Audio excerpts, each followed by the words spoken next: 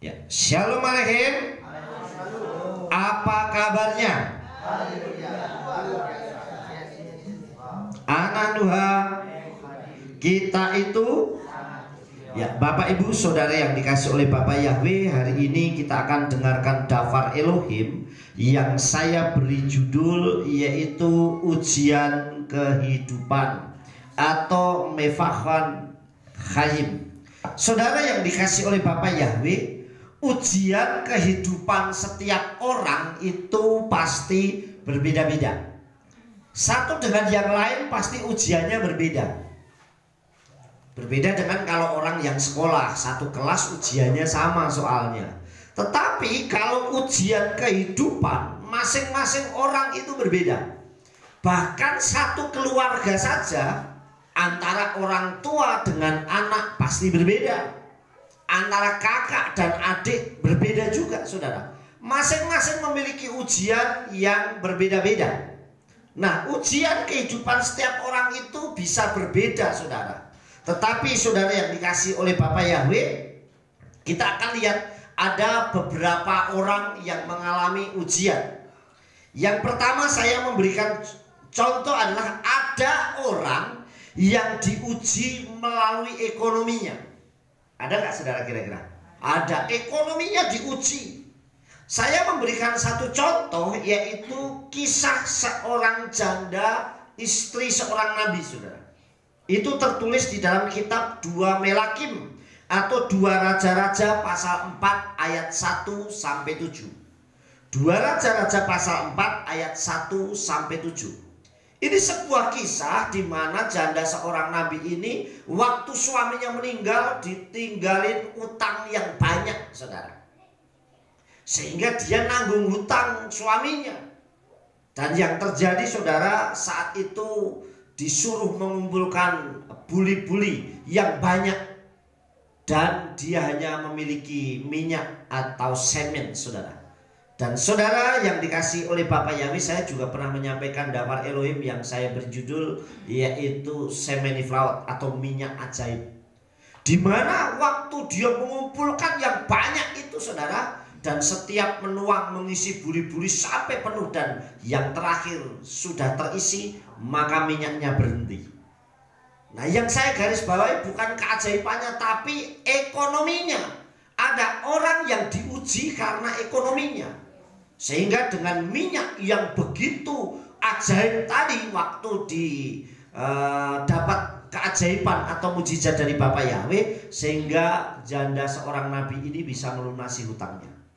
Yang kedua, contoh yang kedua, ada orang yang diuji melalui keluarga dan hartanya.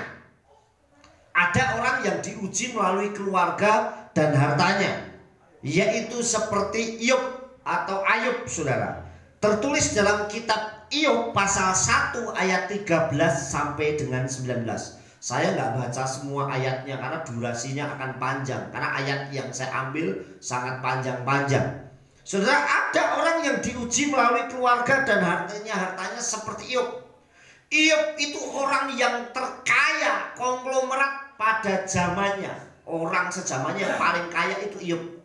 Kekayaannya melimpah.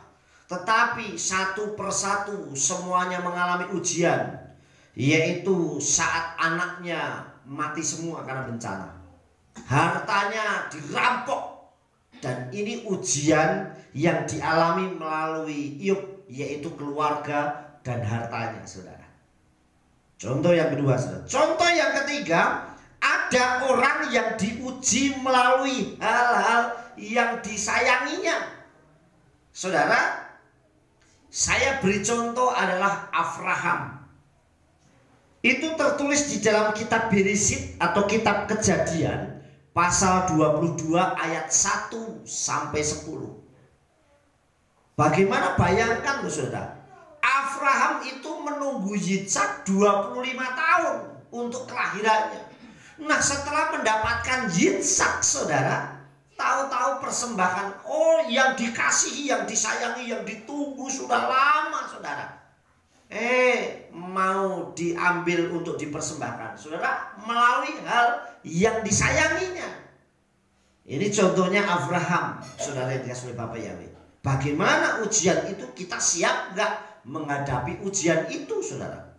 Ada orang yang begini, wah nabung, punya uang mulai banyak. Wah kalau saya udah punya uang, saya mau beli motor nih. Tahu-tahu begitu setelah saya beli motor, saudara yang dikasih oleh Bapak Yahweh, wah motornya masih baru diturunin, saudara. Terus sudah dibayar cash, dia buat jalan-jalan. Tahu-tahu ditabrak orang, misalnya gitu, saudara. Pas diparkirin, ditabrak. Rusak. Ini ujian, padahal motornya masih baru, saudara. Atau mobil, tahu mobilnya saking senengnya dilap terus. Tahu-tahu ada anak kecil yang mungkin iseng bawa batu, wah dicoret-coret mobilnya. Ini kadang melalui hal yang disayanginya. Saudara yang dikasih oleh Bapak Yahweh, seperti Abraham, dia diuji melalui apa yang dia sayangin. Bayangkan loh, nunggu 25 tahun, begitu udah lahir, anaknya udah tumbuh, udah mulai beranjak dewasa, terus kemudian disuruh mempersembahkan. Ini kan ujian yang berat, saudara. Kemudian, saudara yang dikasih oleh Bapak, ada orang yang diuji melalui kesengsaraan hidupnya. Saudara, contohnya seperti Elazar atau Lazarus. Elazar, saudara, atau Lazarus, saudara. Dia bayangkan, dia wis punya sakit, hidupnya miskin, dia hanya meminta-minta makanan di rupanya orang kaya. Sedangkan orang kaya itu di kitab suci pakai jubah yang mewah, baju ungu yang mewah, yang luar biasa, setiap hari pesta. Ini berbanding terbalik. Yang satu wis sakit-sakitan, menderita, nggak punya uang. Yang satu pesta terus. Ini kan timpang, saudara. Bahkan begitu dia minta-minta, anjingnya orang kaya ini datang menjilati boroknya si Lazarus atau Elazar. Gimana penderitaannya, nggak luar biasa. Ini kesengsaraannya luar biasa, tertulis di dalam kitab Injil Lukas pasal 16 ayat 19 sampai 21. Ini kesengsaraan. Makanya ada istilah, aku ki urip kok ora ono penah. Kadang yang bilang begitu, saudara. Seumur-umur kok hidupnya susah, menderita, saudara. Saudara yang dikasih oleh Bapak, ada yang seperti itu, yang mengalaminya, saudara yang dikasih oleh Bapak ya. Nah, ada orang yang diuji melalui kesengsaraan dalam hidupnya. Bisa nggak dia bertahan? Saudara yang dikasih oleh Bapak ya. Terus kemudian saudara yang dikasih oleh Tuhan, yang keenam, saudara, contoh yang selanjutnya adalah ada orang yang diuji melalui penyakit. Sakit, saudara. Ada orang yang dari lahir wis sakit. Sakit-sakitan sampai dewasa ada. Tetapi di sini ada sebuah kisah, ada orang yang diuji melalui sakit, bahkan sakitnya sampai 38 tahun. Tertulis dalam kitab Injil Yohanes pasal 5 ayat 1 sampai 5. Nah, sedangkan dia ini ada di kolam Bethesda, saudara, atau Bethesda. Bethesda itu artinya rumah kemurahan. Makanya di mana di situ ada kolam yang ada mujizat luar biasa. Begitu kolam itu ada malaikat yang turun dan menggoncang kolam, siapapun yang nyebur duluan, sakit apapun pasti sembuh. Nah, yang jadi masalah, dia ini mau bangun aja nggak bisa. 38 tahun sakit. Sehingga yang diperadaban gur ngeliatin mujizat yang dialami orang. Dia sakit. Sama dengan kalau saya ilustrasikan gini. Kita ini perutnya kosong lapar. Di depan pamer makanan enak banget. Wah, makanannya nih sedapnya. Aduh, sedapnya nih makanan. Coba saudara bayangin, sama dengan orang yang ini sudah sakit puluhan tahun. Yang dia lihat mau nyebur keduluan orang. Setiap mau nyebur keduluan orang. Karena dia dalam kesulitan. Akhirnya dia hanya melihat mujizat yang dialami orang. Dia sendiri tidak mengalami mujizat. Sekali lagi, saudara, ini ada orang yang diuji. Tapi sekali lagi, bahwa semuanya pasti Tuhan jawab dan tolong. Amin. Yang terakhir, contoh yang terakhir adalah ada orang yang diuji imannya, yaitu antara Haim wa Hamawet, antara hidup dan kematian. Yaitu adalah Hananya, Misael, dan Asaria, atau Sadrah, Mesakh, dan Abednego, yang tertulis dalam kitab Daniel pasal 3 ayat 15 sampai 18. Saudara yang dikasih oleh Bapa Yahweh, ini ujian antara hidup dan mati. Saat dia diperhadapkan, kamu mau menyembah berhala, kamu hidup secara fisik, atau kamu melanggar dengan tidak mau menyembah berhala, tetapi mati masuk dapur api. Ini kan hidup dan mati, saudara. Diuji imannya, sampai seberapa imannya dia kuat.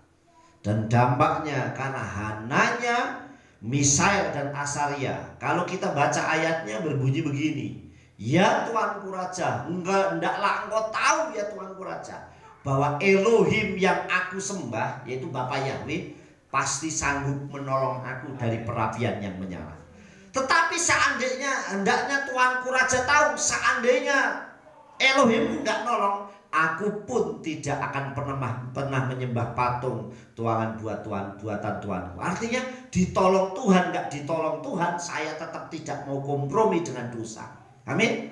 Dan semuanya, kalau kita baca ujian-ujian yang dialami ini, semua endingnya jadi luar biasa bagus.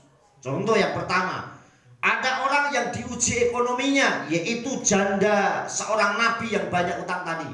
Dia dapat melunasi utangnya dengan keajaiban minyak yang dia tuangkan ke setiap buli-buli, sehingga saat dijual semuanya bisa selesai. Yang pertama.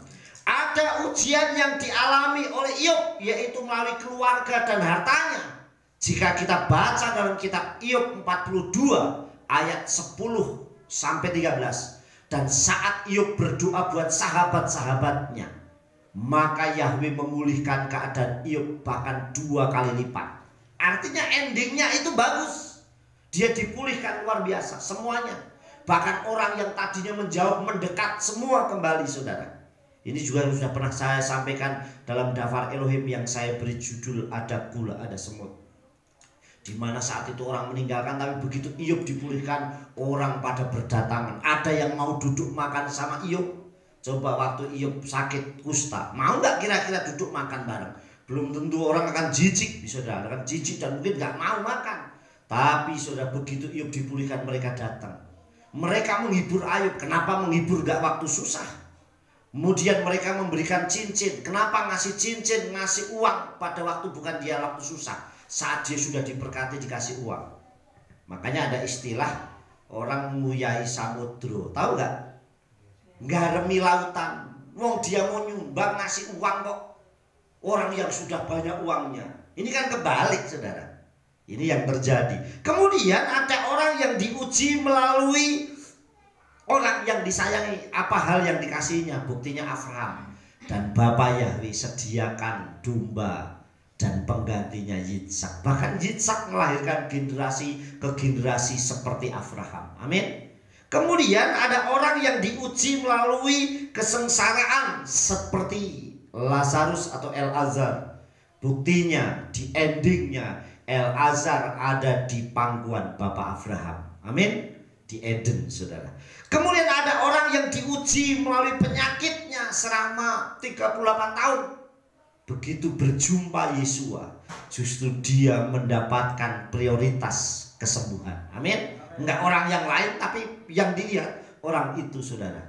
Ini ujian yang endingnya bagus, termasuk seperti Hananya, Asaria, dan Misael. Itu kalau Hananya, Asaria, dan Misael itu hidup di zaman sekarang, saudara, dia pasti akan bilang begini, no, aku nggak mati kan, no, aku nggak gosong kan. Pasti bilang begitu. Dia gantian pamer, saudara. Kalau terjadi di sekarang ini loh, saudara, mesti lo aku nggak mati tuh, nggak koyo sate tuh, nggak gosong kan, dibakar tetap hidup, lo Tuhanku hebat, mesti akan begitu, saudara. Apalagi kalau zaman sekarang, zaman FB, zaman internet, wah, viralnya cepat kemana-mana, saudara. Iya nggak, saudara? Ini keajaiban. Nah, ada orang yang diuji melalui macam-macam. Ada melalui ekonomi, hal yang disayangi, melalui kesulitan kehidupan, melalui keluarga, melalui imannya, hidup dan mati, dan sebagainya, saudara. Bahkan saudara yang dikasih oleh Bapa Yahweh, Raja Daud pernah berani berkata kepada Abba Yahweh Elohim untuk menguji kehidupannya. Jujur kalau saya membaca ayat ini rada merinding, saudara. Kadang kita nggak diuji, wis bingung sendiri. Tetapi kitab suci Daud mengajarkan begini, saudara. Dalam kitab Tehillim atau kitab Mazmur pasal 26 ayat 2. Di situ dikatakan Bechaneni Yahweh wenaseni serofah kilyotai welibi. Ujilah aku ya Yahweh. Berani gak saudara ngomong, Bapak Yahweh uji aku? Wong kita nggak diuji aja wis ribut terus. Kita nggak diuji aja kesulitan ekonomi. Kita nggak diuji punya masalah. Kita nggak diuji banyak yang kita hadapi. Apalagi bilang sama Bapak Yahweh, ujilah aku ya Yahweh dan buktikanlah aku. Murnikanlah batinku dan hatiku. Coba Raja Daud berani berkata seperti itu, saudara. Artinya Daud berani ini loh, aku memang melakukan. Nah, orang yang sudah mempelajari segala sesuatunya pasti dia akan siap diuji. Paham saudara? Coba kalau seandainya saudara sekolah terus tapi gak pernah ujian. Padahal saudara dikasih pelajaran ini udah bisa, tapi gak diuji. Paling saudara kan, ini kapan aku mau diuji nih biar cepat lulus. Betul gak?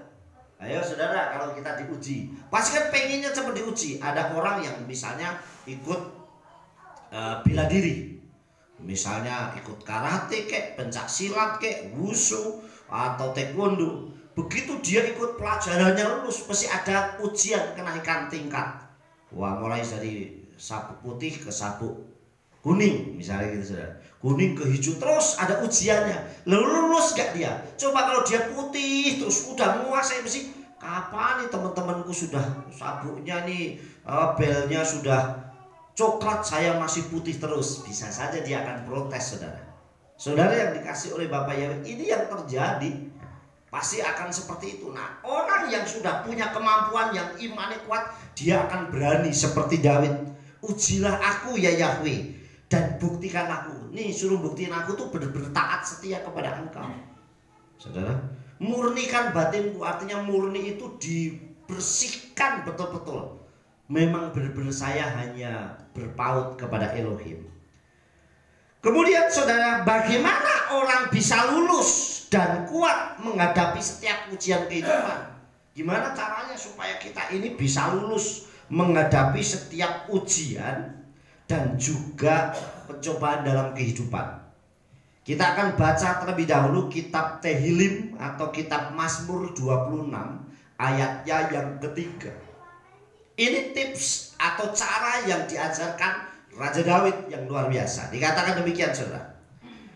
Ki hasdeka leneget inai wahid halakti ba'amnitiha. Yang artinya, saudara, sebab mataku tertuju kepada kasih setiamu dan aku selalu berjalan dalam kebenaranmu. Ternyata kenapa Daud berani berkata seperti itu? Karena Daud tahu kuncinya sudah punya dia, yaitu yang pertama saudara, hidup dan matanya tertuju kepada apa Yahweh Elohim Yesus Masih. Amin. Dia tahu saudara diri, yang mau uji, yang mau melakukannya itu dia tahu bahwa saya sudah taat setia. Saudara yang dikasih oleh Bapak Yahweh, dikatakan hidup dan mata kita tertuju hanya kepada apa Yahweh Elohim besem Yeshua HaMashiach. Makanya Daud berkata sebab mataku tertuju kepada kasih setiamu. Artinya Daud tahu bahwa saya ini sungguh-sungguh tertuju kepada Bapak Yahweh Elohim. Yang kedua, hidupnya harus berjalan dalam kebenaran dafar Elohim. Makanya orang yang hidupnya berjalan dalam dafar Elohim, dia gak takut mengalami ujian, dia gak takut mengalami guncangan. Buktinya saudara, nih saya kasih bukti kenapa Daud berani berkata seperti itu.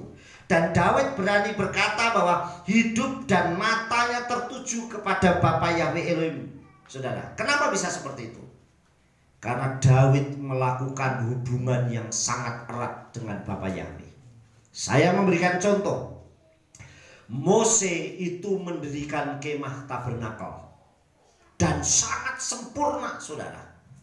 Yaitu dia melakukannya sampai tabernakel itu ada pelataran, ruang kudus dan ruang maha kudus.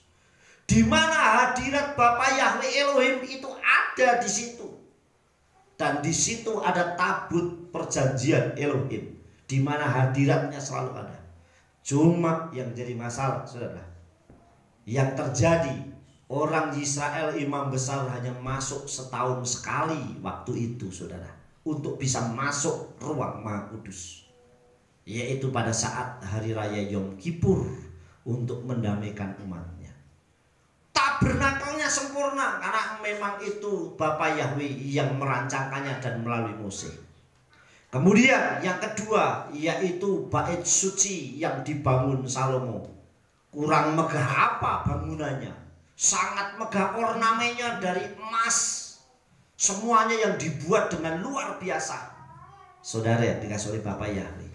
Tetapi kenapa kitab suci mengatakan bahwa aku akan mendirikan pondok Daud yang telah runtuh? Kenapa justru Bapa Yahweh tidak ingin mendirikan bait suci yang megah tadi? Bukan mendirikan kemah tabernakelnya Mose, tapi pondok Daud yang hanya ada tabut tetapi dikelilingi puji-pujian, saudara. Di situ tabut hanya dibuat sederhana mungkin. Tidak semegah yang dibuat Salomo yang megah dan terbuat dari ornamen emas yang luar biasa. Bukan seperti yang dibuat Mose yang masuk, saudara, dan orang harus benar-benar kudus di situ. Tetapi Daud membuat yang namanya pondok Daud itu ada 24 jam non-stop puji-pujian. Di mana hadirat Bapaknya, dia menghormati terus setiap hari. Bayangkan loh. Kadang kita ibadah 2 jam aja wis gelisah kok. Ini ibadah lama banget, khotbahnya lama, penyembahannya lama. Kapan nih? Saya selak mau masak, selak jemuran saya belum tak angkat. Wah, kerjaannya saya banyak, sudah gelisah sudah. Tapi Daud mau melakukannya sampai 24 jam non-stop puji-pujian. Sampai Bapa Yahweh berkata, aku akan mendirikan pondok Daud yang telah runtuh. Artinya pujian penyembahan itu dibangun kembali. Amin. Oleh sebab itu siapa yang menyembah, dikatakan menyembahlah di dalam roh dan kebenaran. Artinya membawa hati. Orang kalau sudah menyembah susah dibatasi. Amin, saudara. Saudara baca, aku mau menyembah 5 menit aja deh waktunya. Tapi begitu hadirat Tuhan luar biasa, saudara nggak bisa di stop. Amin. Kenapa? Karena menikmati bahwa saya dekat dengan Elohim.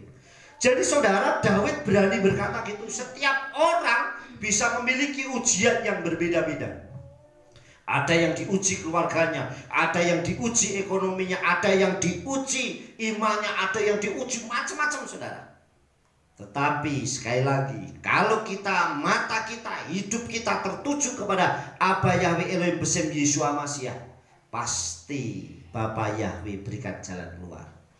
Bukan mata kita tertuju kepada masalahnya, tetapi tertujunya kepada Bapa Yahweh Elohim. Orang Israel melawan orang Filistin. Begitu orang Israel, baik Raja Saul, kakak-kakaknya Daud, tertuju kepada Goliat masalahnya, maka mereka ketakutan dan lari semua. Tapi begitu Daud yang imut ini datang, dan dia matanya tertuju kepada Aba Yahweh Elohim, maka Goliat, masalah yang raksasa itu, menjadi kecil di hadapan Daud. Amin. Sampai Daud berani berkata, engkau mendatangi aku dengan panah, tombak, dan lembing, tetapi aku mendatangi engkau dengan nama Yahweh Elohim Sebaot, segala barisan Israel yang engkau tantang. Artinya kalau engkau bermasalah dengan aku, berarti engkau bukan masalah dengan aku, tetapi bermasalah dengan Tuhanku. Amin. Bermasalah dengan Elohimku. Kalau engkau nantang aku, berarti engkau nantang Tuhanku. Amin. Yang dilihat bukan masalahnya, bukan raksasanya Goliat. Yang dilihat bahwa Goliat kecil, tetapi Bapa Yahweh yang besar. Amin. Saudara yang dikasih oleh Bapa Yahweh. Sama kalau saya kasih ilustrasi deh. Ini ada asiran. Coba, terus tahu-tahu Pak Babang atau Pak Nowo datang. Kamu anak kecil. Sini kalau berani sama aku. Itu sama aja ngenyek wahyu. Mau anaknya, betul gak? Coba, kecuali kalau besar sama besar. Betul gak, saudara? Lah anak kecil, lah kok dorong ya jatuh dia, betul. Apalagi kayak latihan jalan kemudian di jalan, mesti orang tuanya tersinggung. Sama kalau kita punya masalah tetapi kita taat sama Bapak Yahweh. Makanya kitab suci mencatat Yahweh jilakem lakem ba'atem takarisun. Shemot 14:11. Yahweh akan berperang bagimu dan kamu akan diam saja. Amin. Sehingga yang menumbakan yang masalah apapun, Bapak Yahweh yang memberikan jalan keluar. Kemudian yang kedua, hidupnya harus berjalan sesuai daftar Elohim. Kalau mau bisa kita menghadapi masalah, hidupnya harus sesuai daftar Elohim, berjalan sesuai dengan daftar Elohim, sesuai firman Tuhan. Kenapa? Karena kita taat, tidak menyimpang dari jalannya Bapak Yahweh. Hidupnya harus berjalan dalam kebenaran, bukan kesalahan, bukan juga kita malah menyimpang jauh. Karena kalau kita menyimpang jauh, semakin banyak masalah yang dihadapi. Makanya kalau kita punya masalah, hadapi masalahnya, tetapi tetap jalan kebenaran bersama. Semakin kita menjauh, justru semakin banyak masalah. Contoh, saya kasih contoh lagi saudara. Yona begitu dapat tugas atau dapat misi dari Bapak Yahweh untuk menyelamatkan Niniwe, justru dia lari ke Tarsus. Semakin dia menjauh ke Tarsus, itu seberangan dengan Niniwe, jauh, semakin jauh, berarti melarikan diri dari Tuhan, justru semakin masalah dihadapi. Masalahnya harusnya cuma Yona, tapi sekapal jadinya punya masalah karena Yona. Justru kalau punya masalah dihadapi. Buktinya saudara, kalau Bapak Yahweh sudah suruh, waktu Yona masuk ke Niniwe atau Yunus masuk ke Niniwe, mati gak dia? Enggak. Justru dengan dia ngomong saja, 3 hari lagi, 40 hari lagi, kota ini akan dihancurkan, akan dibinasakan. Orang pada bertobat. Betul gak saudara? Nah yang terjadi apa? Tuhan tolong, mulutnya ada wibawanya Elohim. Amin. Daud yang kecil begitu nantang Goliat, ada wibawanya Elohim. Amin. Si Gideon yang penakut, Gideon ini takut. Makanya sampai kalau kau takut, bawa pura bujangmu. Artinya Gideon itu ya takut waktu menghadapi orang Midian. Tetapi begitu dia sungguh-sungguh berserah kepada Bapak Yahweh dan minta tanda. Orang Midian dia cuma bawa obor, bawa shofar, bawa obor, dan juga dia bawa buyung. Makanya begitu dia membawa obor, shofarnya ditiup, buyungnya dihancurkan. Prok, saudara. Orang Midian saling bunuh sendiri. Mereka membunuh orang Midian? Tidak. Justru mereka karena ketakutannya luar biasa. Amin. Yang berperang Elohim. Jadi saudara, ujian hidup seseorang berbeda. Tetapi satu hal yang membuat sama, Tuhan kita sama. Amin. Yang membuat kita selesai dari masalah ujian kita, Elohimnya sama. Elohim yang echad itu, yaitu Abba Yahweh Elohim Besim Yeshua Mashiach, pasti sanggup memberikan jalan keluar. Buktinya hutangnya janda Nabi bisa diselesaikan. Buktinya Iyyub yang keluarganya habis dan hartanya Bapak Yahweh pulihkan. Semuanya bisa. Yang kesayangannya yaitu si Yitzhak, Bapak Yahweh sanggup gantikan. Waktu Asaria, Hananya dan Misael dalam kondisi hidup dan mati, Bapak Yahweh turun dan bisa menolongnya. Amin. Semuanya. Jadi yang membuat masalah itu bisa berbeda. Si A, si B, si C, Pak Bambang, Pak Yosef, Bu Gem, Mae, Mbak Yani, Bu Sigit, Bu Jumina, Mbak Yani, Mas Slamet, Pak Nowo, semuanya bisa masalahnya berbeda.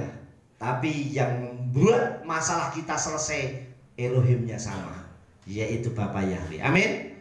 Sekali lagi saudara kasih, kuat dan sanggup lulus ujian kehidupan hanya bersama Abba Yahweh Elohim Besim Yeshua Mashiach.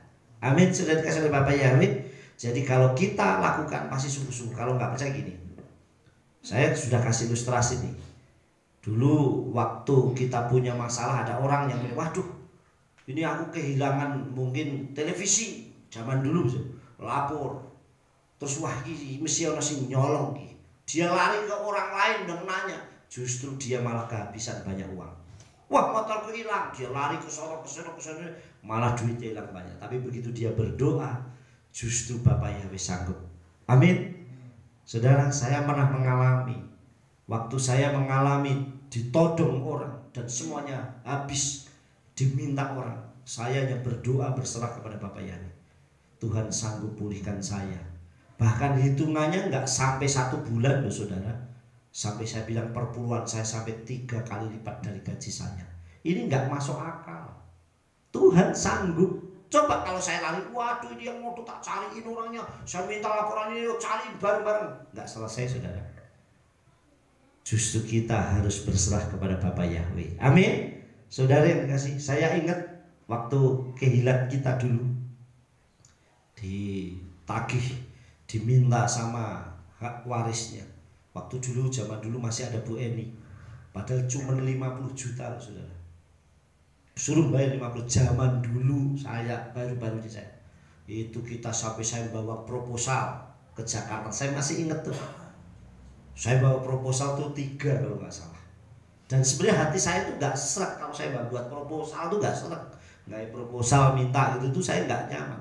Tapi karena urgent juga saya mau waktu itu. Saya buat jadi saya berangkat, dan saya masih ingat saya berangkat berdua sama Mas Yayat yang nemenin saya ke Jakarta. Saat itu saya masih ingat di Cempaka Mas. Saya mau ngasih nitip proposal waktu itu ke tempatnya Cipris di Cipris Kiwa di Cempaka Mas. Pak Yakub khotbah, pas yang khotbah Pak Yakub khotbah, jadi anak Elohim jangan minta-minta. Coba bayangin, saya ke proposal khotbahnya begitu saudara. Ini sama saja saya bilang, oh cekek dong. Coba saya tuh rasanya nggak enak waktu itu. Sampai akhirnya nggak bisa saudara. Dan waktu itu dananya masuk berapa ya? Itu dari proposal yang saya kirim ke Cibinong waktu itu ke Amerika, ke Pak Suradi waktu itu. Tapi saat kemarin justru diminta suruh bayar berapa juta? 200 juta. Tapi kita berdoa puasa sungguh-sungguh menangis di hadapan Tuhan. Bapak Yahweh justru sediakan. Amin. Apa kita buat proposal yang tertulis dengan resmi? Tidak. Kita mengandalkan lutut Bapak Yahweh yang turun tangan. Amin. Jadi kalau saudara punya masalah apapun, lakukan berserah berlutut di hadapan Bapak Yahweh Elohim. Amin. Sukses besar buat kita semua. Bapak Yahweh memberkati. Amin. Kita ke keluarga kita.